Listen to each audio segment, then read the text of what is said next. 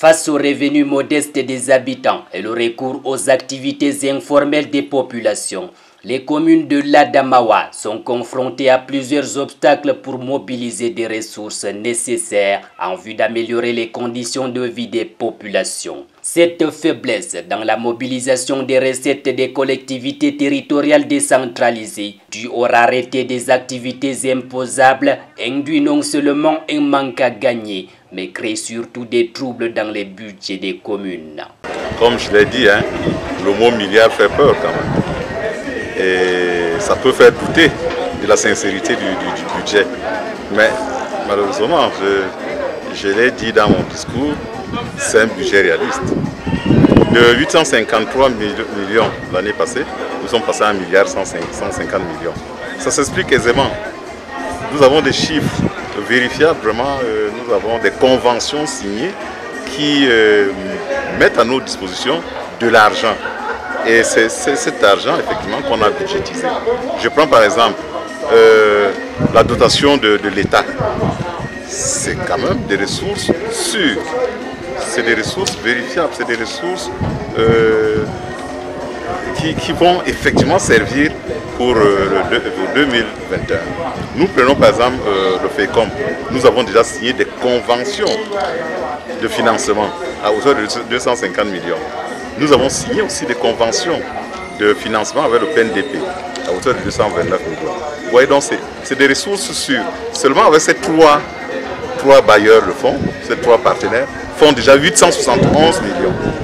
Alors quand on y ajoute les centimes additionnels, qui se chiffrent à environ 170 millions, et les redevances forestières et les timbres automobiles, on atteint facilement le milliard déjà. Vous voyez, donc c'est un chiffre réaliste, disponible que nous avons, c'est des chiffres que nous avons utilisés, n'est-ce pas, pour confectionner notre budget. Les communes qui doivent investir dans l'approvisionnement en eau, en électricité, en construction des routes, ponts, hôpitaux, écoles, dans l'agriculture ou encore l'économie numérique ont besoin de leviers de ressources pour assurer leur autonomie financière. Si leur financement par des organismes comme le FECOM ou encore le PNDP ont pris de l'ampleur, les communes doivent avant tout compter sur leurs fonds propres. Les recettes propres des municipalités sont constituées des impôts et taxes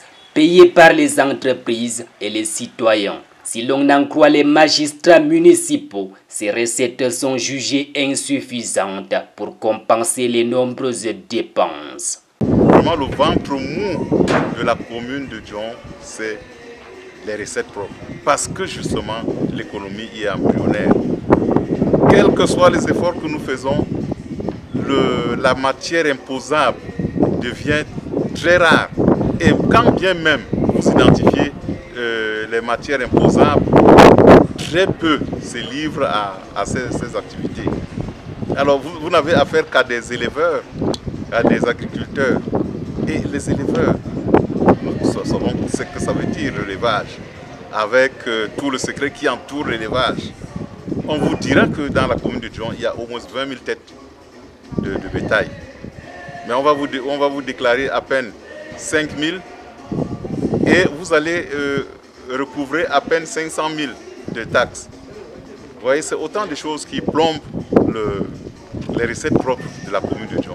Selon les chiffres communiqués par le gouvernement, le montant des recettes de l'État affecté à la décentralisation est de 590 milliards de francs CFA en 2021.